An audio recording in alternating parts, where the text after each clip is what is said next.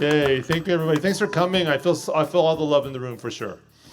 If you're in the back, we're going to do a workshop. So if you don't mind, like coming up to these tables or coming up, I'd love it. Just because I have better access to you. This is more like it's less like a speech and more like a fourth grade class. That's what I just told somebody. So get your hearts ready just in case. So my name is Armando Castellano.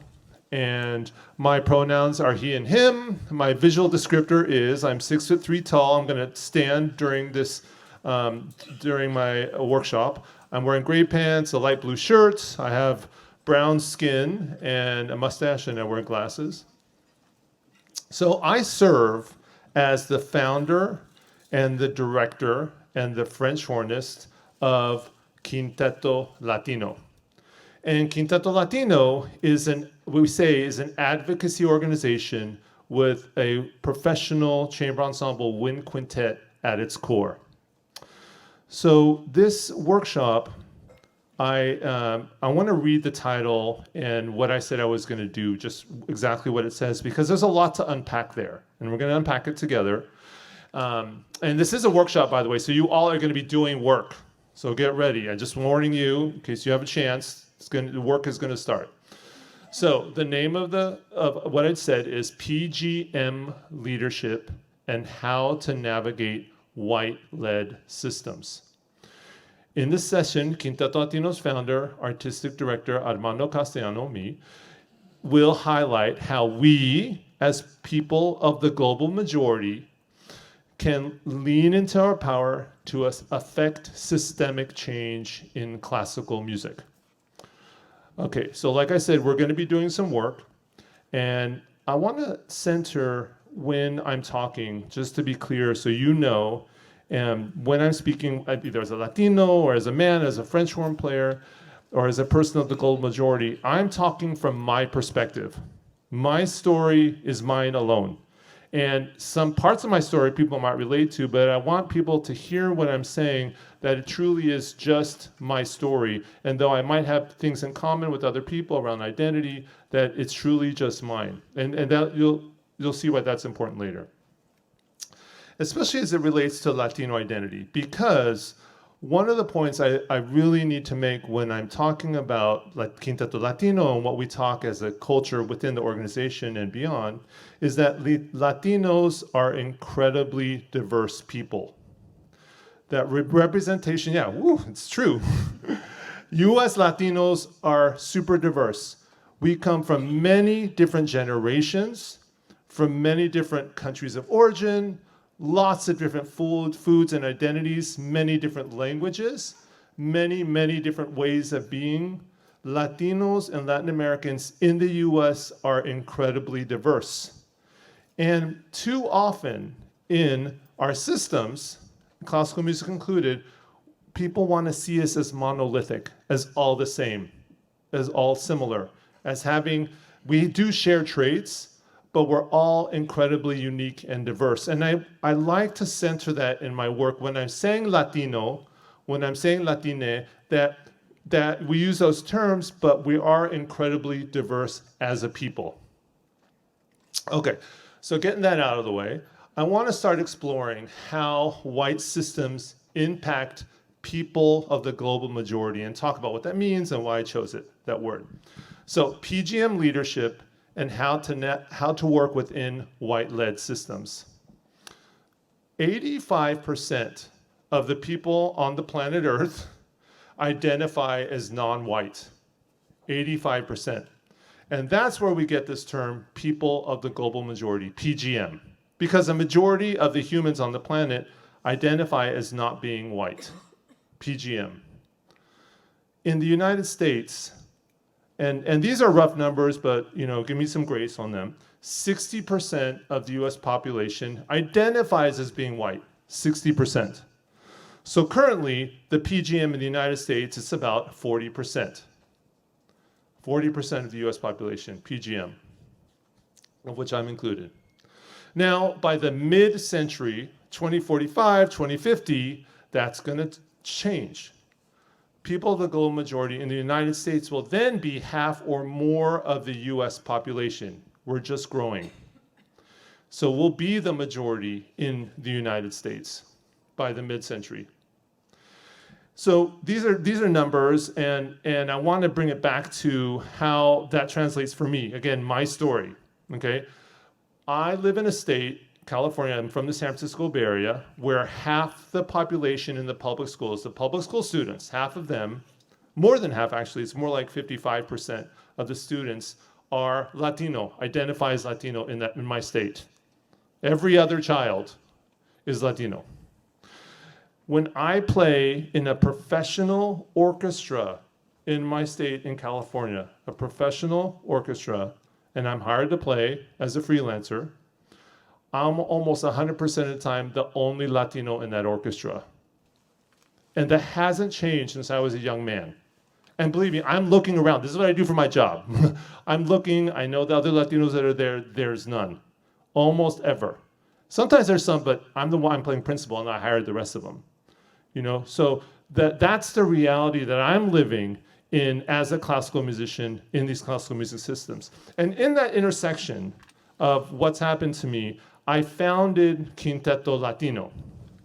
It's out of a pressing a need from me to be able to perform composers and pieces by Latinos and Latin Americans, by people perform music that better reflected my identity as a Latine man, as a Chicano, as a Mexican American, as a Mexicano. I wanted to perform works on my French horn that better represented my identity. And I found out the only way to do that is just to do it myself. And although it started as a professional wind quintet, Quinteto Latino and the wind quintet is still the life, it's the DNA of the organization. Quinteto Latino is now 17 people strong.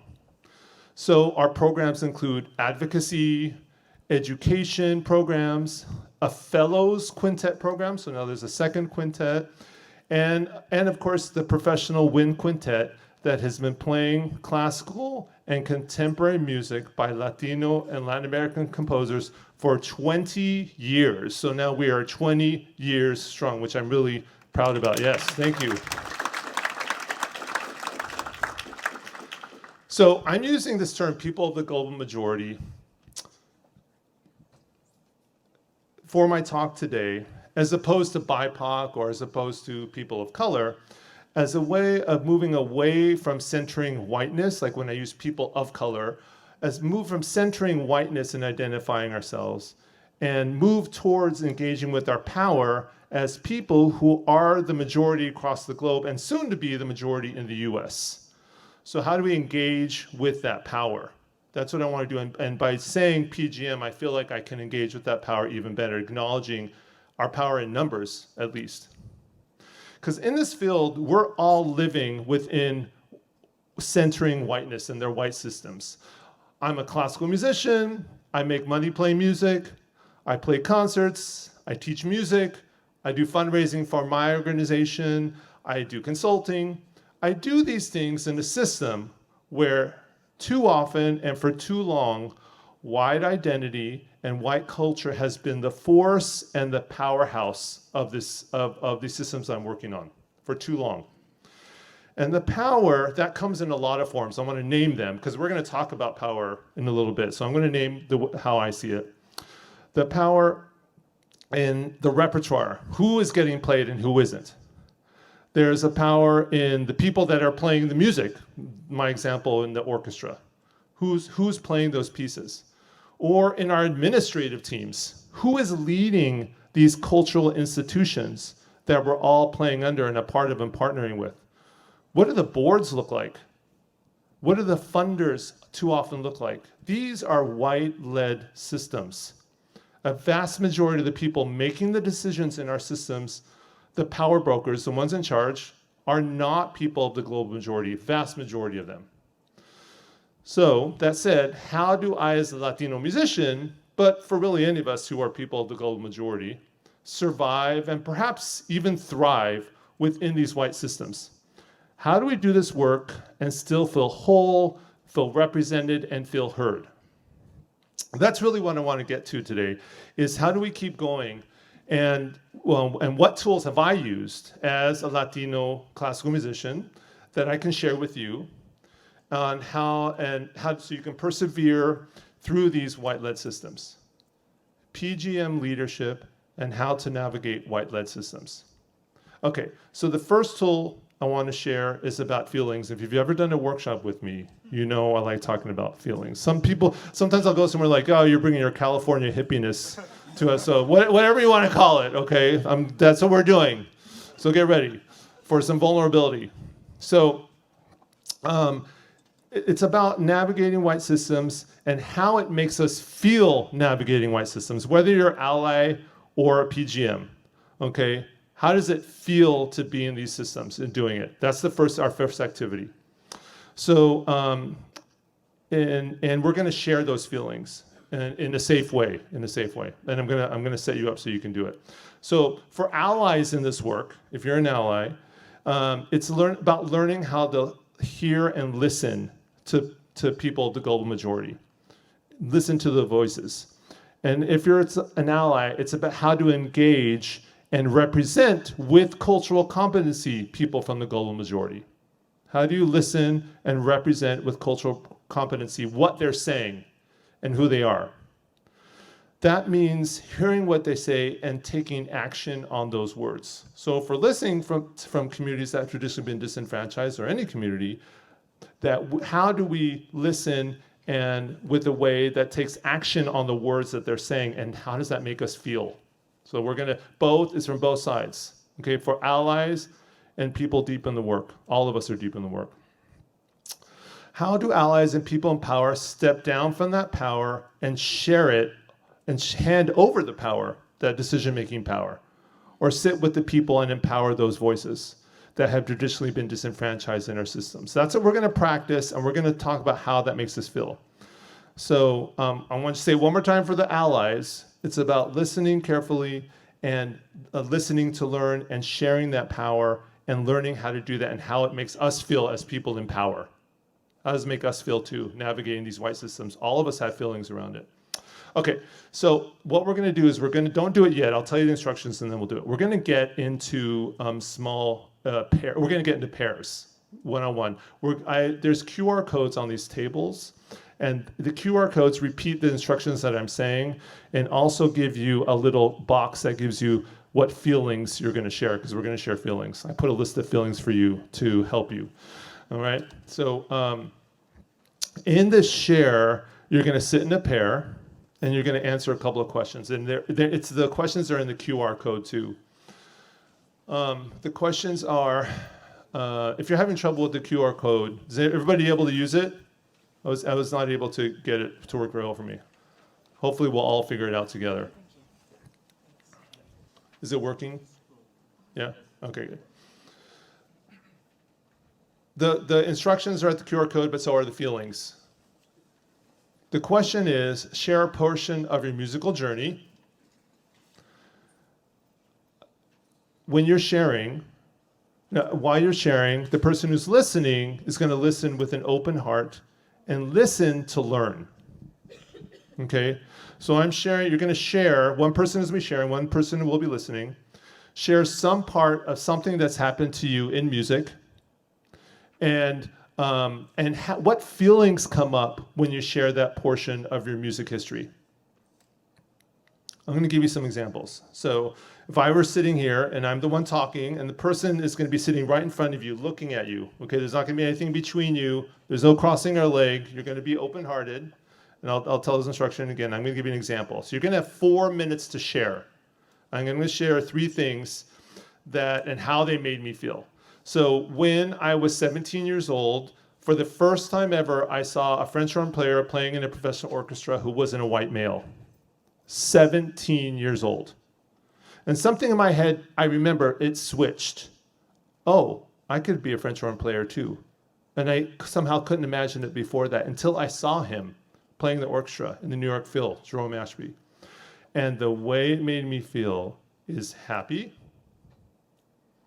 Later, it made me feel pretty sad that had happened. And eventually, as I became leaned into my power, I felt really motivated. by that issue. You can see how what's gets into why I do what I do. Another example, I went to UCLA as for my undergrad, and I studied two things. Something called Chicano studies, which is a study of Latino identity in the US, and I studied French horn performance.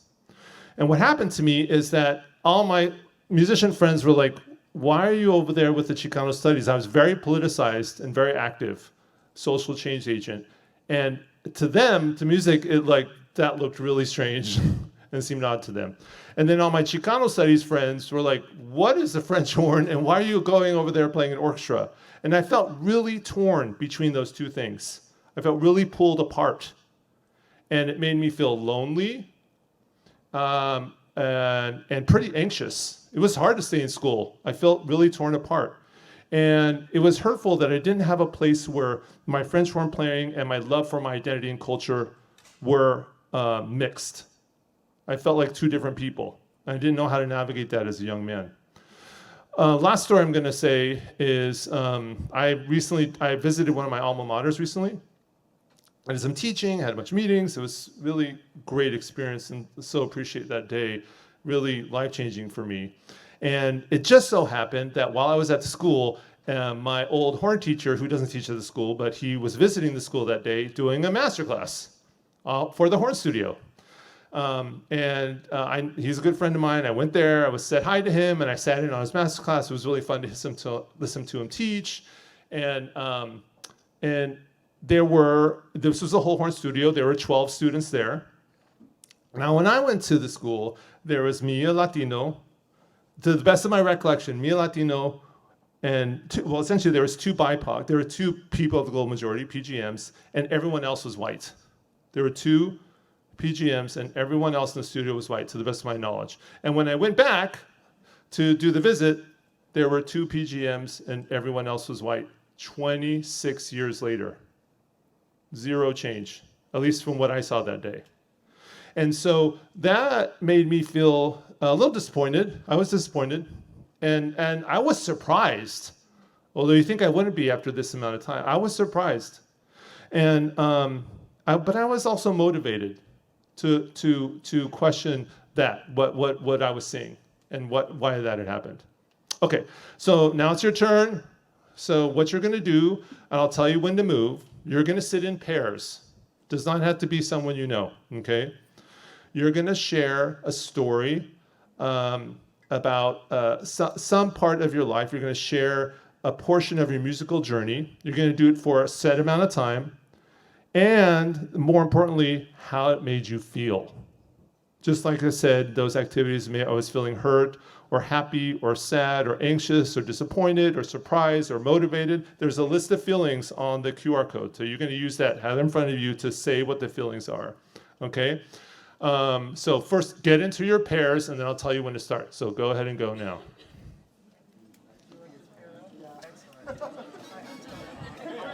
Try to move quickly. Turn your chairs around so you're facing each other. Face each other, please.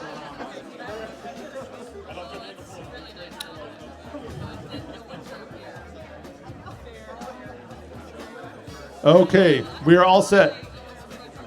Here's what we're going to do. So, as a reminder, only one person is talking and one person's listening. Okay? One talking, one listening. I want you to face each other. Don't put a table or anything between you. You can move your chairs. And don't start yet. I'm going to just give a little more instructions. Reminder that when you're talking, you're answering this question, a piece of your musical journey and how it felt. And when you're listening, you are listening to learn. And with an open heart, you're listening in a way where you can imagine the world looking different than the way you see it. Okay, don't start talking yet. I want you to listen with an open heart and ready to learn. That's really the most important thing here. If you want, it's not so you can say how you know that person too, or you should do it this way, or here's my bio, or I did something like that before. No, it's not that. It's you're listening just to learn from the words that they're saying. It's a very different mindset. And it takes practice. So just keep telling yourself, what am I learning? What am I learning? What am I learning? That's what I recommend. I'm going to walk around to make sure there aren't two people talking at the same time. Okay? I will. It's very hard to do, especially if you hold power. Look at, my dad's a philanthropist. I'm a philanthropist too. It's hard to not talk when you have the money and the power in the room. It's really hard. It's painfully difficult. I saw myself on a Zoom in COVID going this. I saw myself holding my lips closed. That's how hard it was.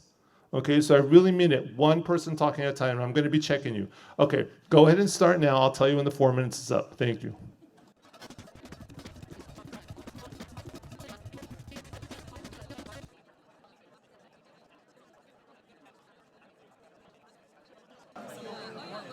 All right. Go ahead and finish your last sentence there. Great job, everybody. I'm almost 100% heard only one person talking at a time. That was beautiful. So let's just take a breather. Breathe in just for a second. We'll go silent and just breathing for a minute into what just happened. And just considering, we're not going to share yet, considering what it felt like to only speak. Maybe you're someone that's usually the only one speaking or the one who's everyone asking. How did it feel like to do that, or to feel heard fully, at least with an intention of a listening to learn, what that felt like, the feelings that came up. And you're, of course, sharing your feelings about what happened musically. Hopefully you can at least find one feeling word. Because if we can acknowledge, I feel like when we can acknowledge some of those feelings that come up, we can start moving towards a healing place. There's a safe place to do that. Okay, we're going to switch partners now. I'll time you for 4 minutes. I'll still be walking around if you have questions, so go ahead and start. Go.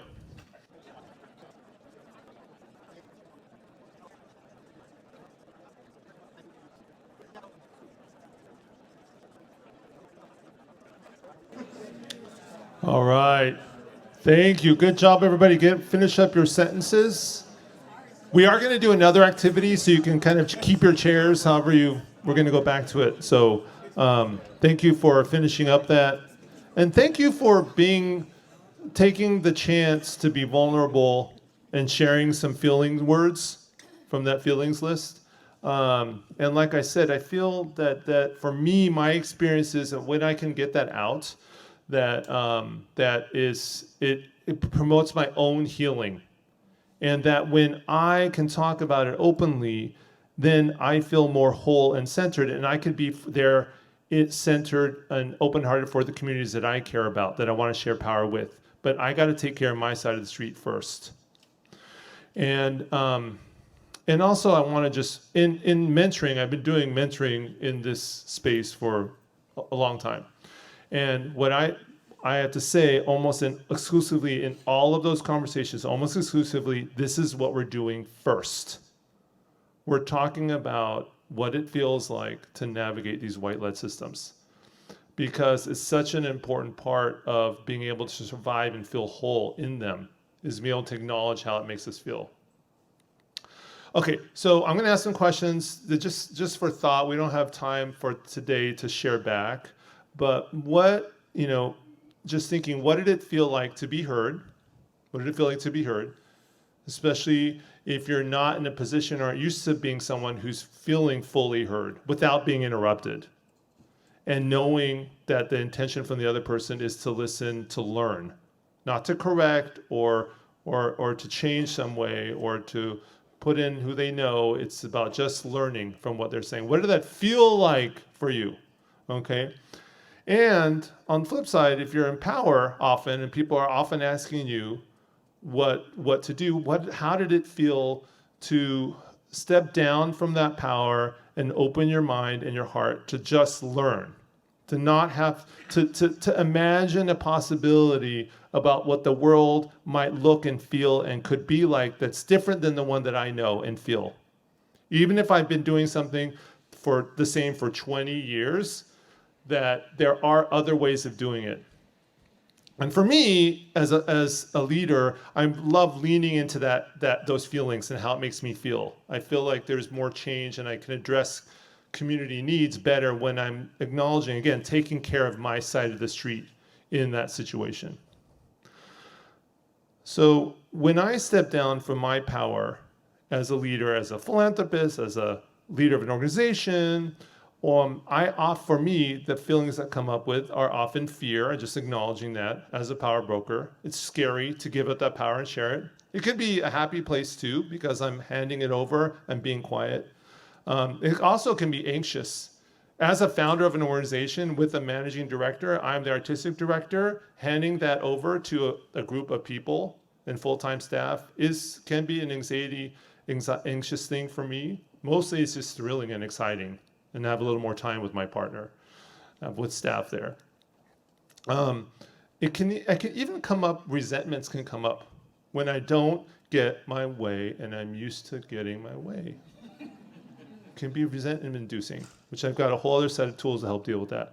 But I just want to, at least acknowledging that can bubble up when we're looking to hand over power. It's hard to do, especially within classical music systems, which are systems I've been in are pretty top heavy. They're pretty top heavy. Okay, so good job, everyone. We're going to move on to the second activity. Activity number 2, which is also in the QR code. It's much shorter, but we're going to go over what it is. So what it is we're going to use the tools that we just practiced. If you're an ally or a power broker, you know your role because we just practiced it. Open-hearted listening to learn. Okay, you know your role. The activity number 2 is naming a power or privilege in your life. Everyone's going to do it. We all have. I'm going to name some for mine before, so you'll know. Naming a power and privilege in your life.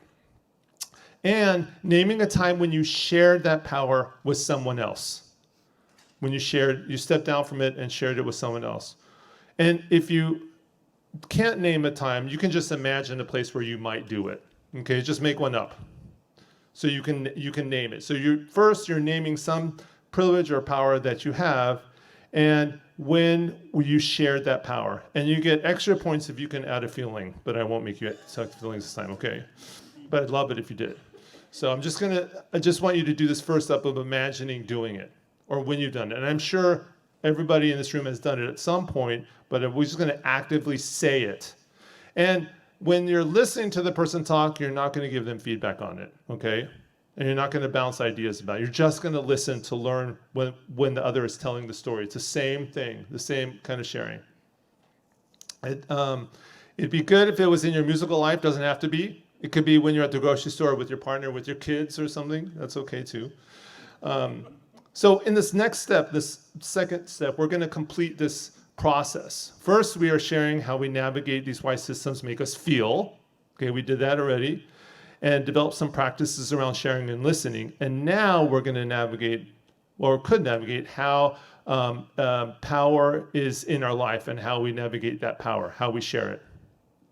And I think ultimately for PGM, it is about this power, and I'm going to speak to the PGMs in the room, or any disenfranchised voice.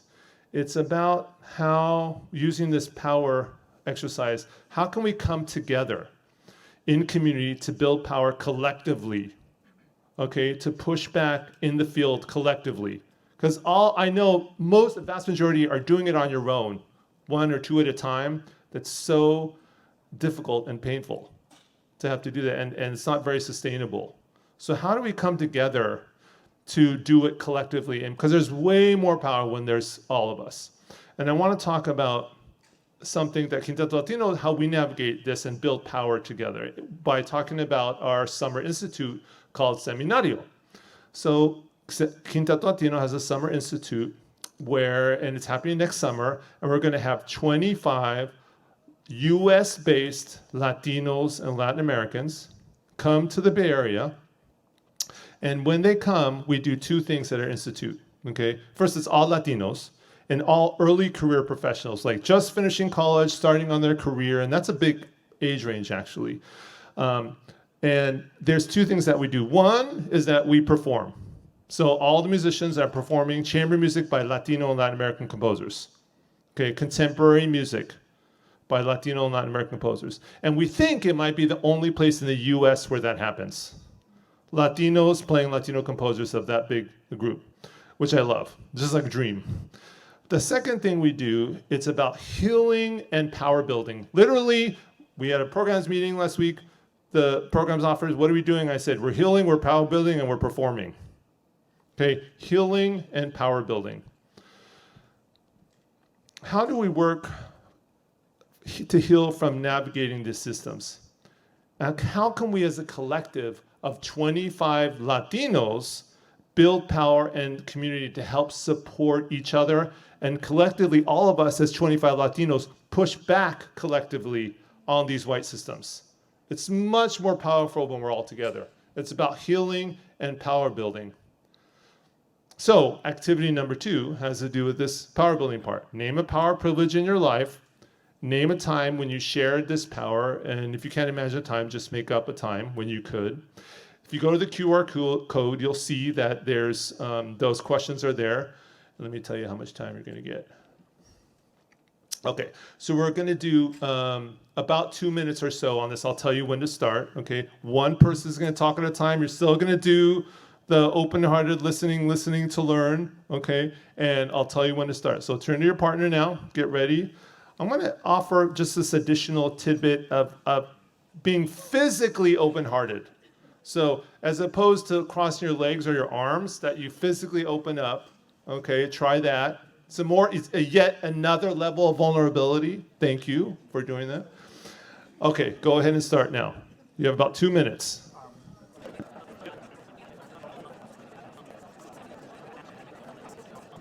Okay, good job, everyone. I'm sorry that was so short, right? That felt a lot shorter than the other one, and I'm sorry. So we're going to do another 2 minutes. We're going to switch. Just pause for a second, reflecting on what your role is here. You an ally? Are you someone who's not used to being heard? Are you someone who's used to talking? You know, figure out what your role is and how you're going to navigate this, and go ahead and start. Thank you.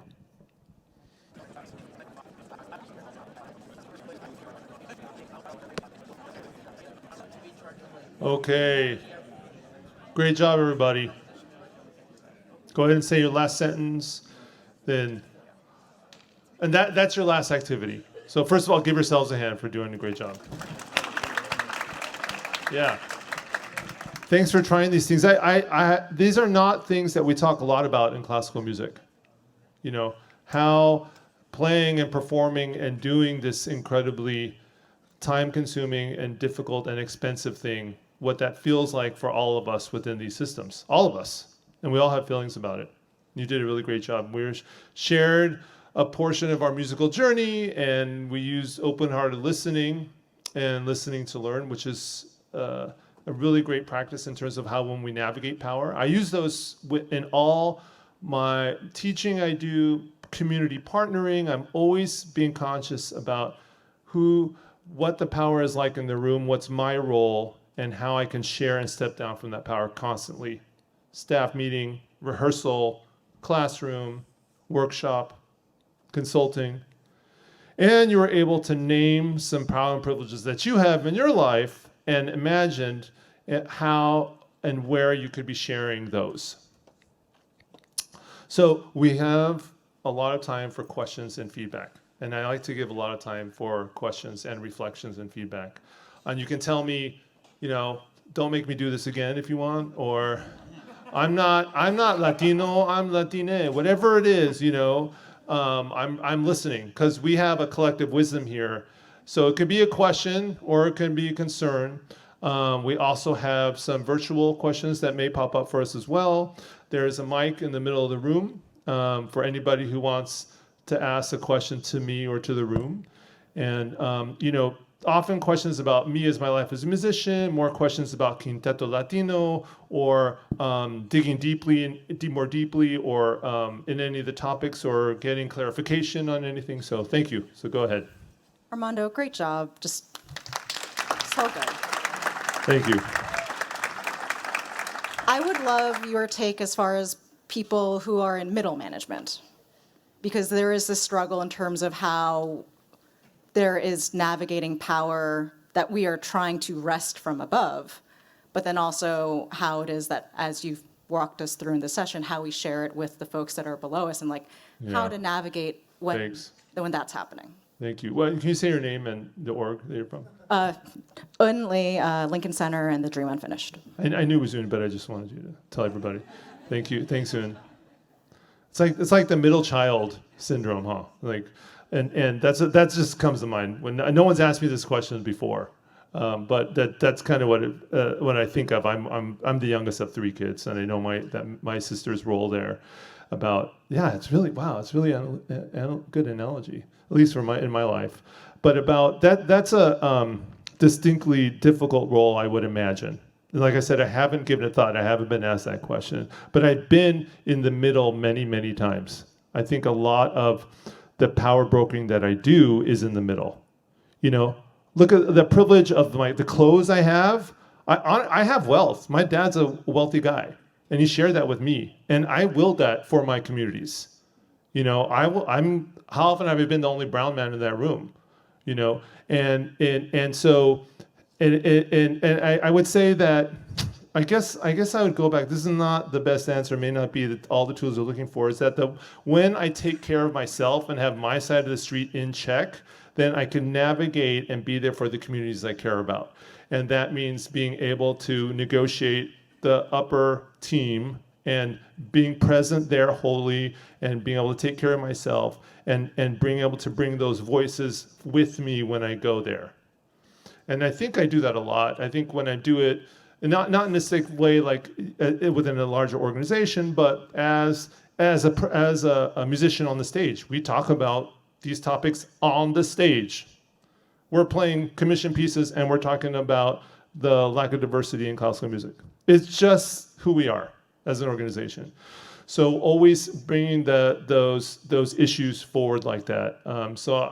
It's when people ask me how can I better support the communities I care about, I always say take care of yourself first, and it's counterintuitive, in getting your side of the street in check. Yeah, thanks, Moon, for that question.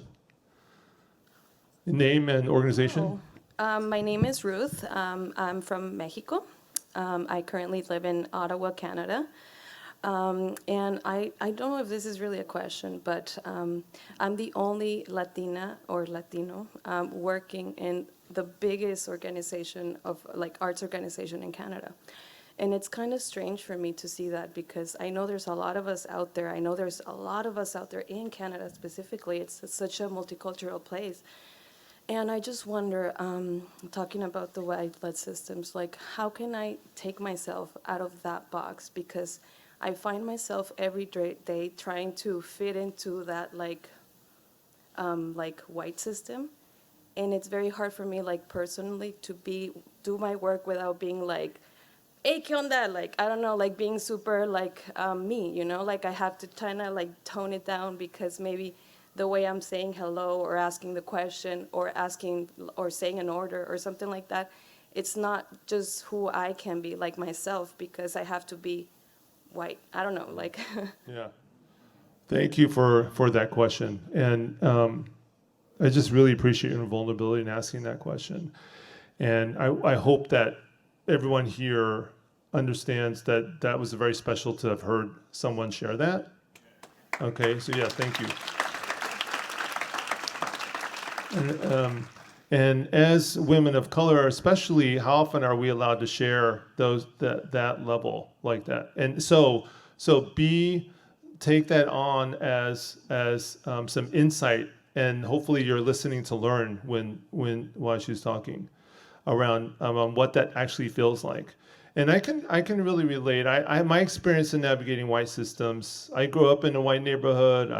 I help philanthropy with my family. That there's a race between who's white or philanthropy or classical music in what the way it feels for me, and that I just appreciate. I think sharing and how it feels is the first step, and I know for me, and this is a huge privilege, is I built a community that I can talk to. Even the neighborhood I live in is vastly white, and I have to find pockets of community where I can just refuel myself. So maybe I go to a store where people look and sound more like me, or another city where I can be engaged with people that look and sound more like me. just for a time, just so I can refuel and acknowledge that I have a limited amount of spiritual and mental strength to be able to sit in those rooms and in those systems. And I just want to thank you for doing. I hope they can thank you for being there, and that someday they can see that how powerful it is to have someone like you in their system, and that you can stay as long as you can stand it. Yeah. Yeah, that's Thank you. the tricky part. Thank you for sharing. Yep.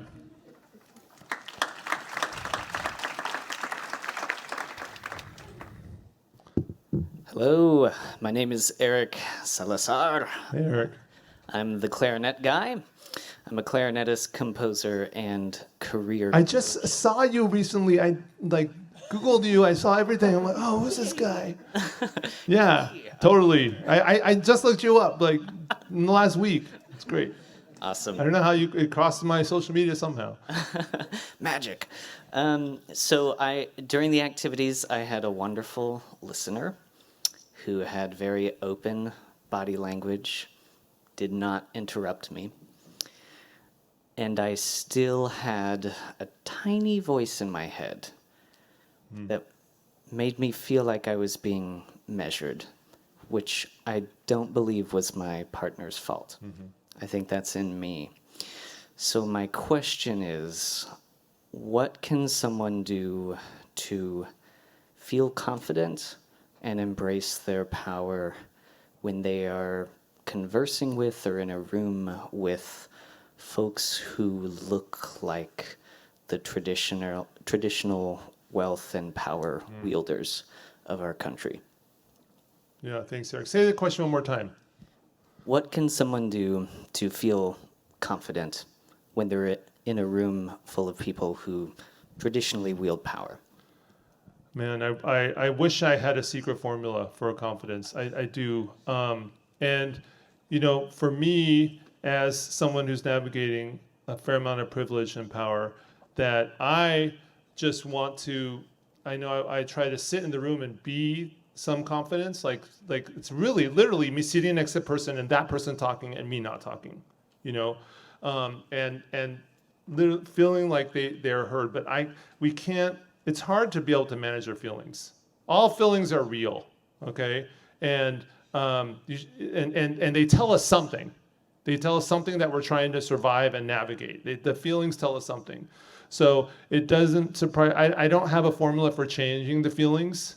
These are part of the systemic problems that we have with white-led systems and as brown folks navigating those systems. That these feelings that we don't like, that are uncomfortable, come up for us, even in the most open-hearted, gentle conversation. They're systemic. They're, Paul will colonize ourselves, and based on all the experiences we have, you obviously been in a situation where you tried to say something and you got another response, not an open-hearted response, but some pushback. And so you're taking from that trauma. It's a trauma. Racism is a trauma, and putting it on the situation that is open-hearted. That's what I'm imagining happening, and that's happened to me a lot. And so I don't have a way of taking away the feelings, but I can name how I've experienced that same thing. Thanks, Eric. And it's good to see you in person, not just click on you on my computer. Thank you. And listen to your videos. Outside of Sphinx, what is a good way to network with other Latino music professionals, especially if we live in a place with a small Latino population? Oh, that's so great. Can you do the question again and just say it maybe half that speed? Oh, yeah. Just a lot slower and a little closer to the mic. Okay. Thank you. Yep, no problem. Outside of Sphinx, what is a good way to network with other Latino music professionals, especially if we live in a place with a small Latino population? That's a good question. Yeah. With full-time staff for the first time in the QL's history, this calendar year, I have a full-time programs person named Leslie Alegria. She's not at the conference. Yeah, I'm pretty excited. And she is a powerhouse in terms of developing programs for us where we can convene more folks virtually too. And, I thank God for online spaces. For me, before online, it was about trying to convene other humans together wherever I could. When I just saw one or two, being vulnerable and approaching them and trying to build community, even if it's just two or three of us. And I wish I had an easy answer. I grew up in the cities. I spend a lot of my time in cities, and in where there's lots of people with a lot of different cultures and diversity. And so I feel that's another power and privilege. I'm just going to name that. But I don't have an easy answer. Other than please be in touch, and I'd love to talk to you about what some of your ideas are. What are your ideas for how? Because Quinteto Latino wants to support other Latino musicians wherever they are, and so I'm open to hearing what some ideas are of connecting them, and part of our network. So reach out to that person if they're willing to reach out to me. I'd love to talk more about it. Maybe time for one more question, if there is one, or a comment.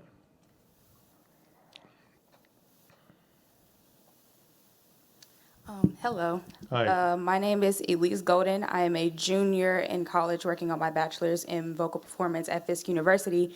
And this is not, thank you. And this is not necessarily a question, but it is feedback. And I would like to say thank you for this. I also had an amazing partner, and I found out later that they were a CEO, and I was like, oh my God. But Yay! Good job, I just- CEO. yes. Yeah, I would just you like can to do it. say thank you, because as a student in music, you're always learning and taking in and getting advice. So to have somebody actively listening to you in that place of power and just talking about what powers I have as just a student, because I feel like that's how students think about themselves, like they're just students, when you yeah. do have powers, in fact. And Yeah. talking about that was just very empowering for me, and it is something that I'm going to take back to my institutions and share with my Yeah. colleagues. So thank you so much for this. Thanks for sharing that. And yeah, good job, CEO. When I'm doing teaching, and I don't do a lot of teaching anymore, but I've done a lot of it for many years. And like the curriculum that I bring to a classroom is I really try to see it as evolving, because first I want to meet the demands of the child that day. What's happening to them right that day, okay? And the other is I'm always looking for opportunities for me to be able to show them the power that they already have and the knowledge that they already have, and build projects and workshop or residency from that knowledge that they have that day. And for them to see themselves as assets, and in the projects that we create and share out, is that the audience sees them as assets as well. As you can imagine, the vast majority of our students that we work with easy in California are Latinos. And but that's my goal, for me to see them like that and help others to see them as assets to our communities and full of knowledge and power themselves. And what can we learn from those students? Okay, so I have to end our convening on time. So I want to tell you first that my seminario programming this next summer, happening in August, is August 4th through the 8th, and this summer it's for the instruments of the wind quintet. So we're going to take 5 flutes, 5 oboes, 5 bassoons, all from early career professional level. So we're about to launch. Keep an eye out if you're interested or know someone who's done with college and starting their career as a classical musician, who identifies as Latino and Latin American and lives in the U.S. You're welcome. It's a free institute that we put on. And I need to just do some last 30 seconds of deep, deep gratitude. First, thank you for Sphinx for giving me this time to be able to share about myself. I really appreciate on this topic. They let me talk about this. I want to thank my staff of Quinteto Latino, Leslie, Diane, Jasmine, Danielle, Chris, and the people that propel us, keep the boat afloat for us. And I have my QL fellows, sometimes we call them QL2, the fellow quintets, the students from the San Francisco Conservatory, Adolfo, Lyric, Fabio, Alessandra, and Meli. We have our incredible board chair If you don't know Karen Cueva, she's here in the room. Karen, raise your hand. So if you want Quinteto Latino questions. And 6 months ago, Quinteto Latino hired our first ever managing director. I am just so grateful and so excited. So if you also have questions about Quinteto Latino, you can talk to him. He's right here, Hugo Seda. Thank you, Hugo. And thank all of you for being so vulnerable and doing such a great job today. All right, I'm here if you have questions. If the QR code has our contact information. If you want, please stay in touch when you want to talk about Latino issues in classical music. Okay, we're here to talk about it. So thank you.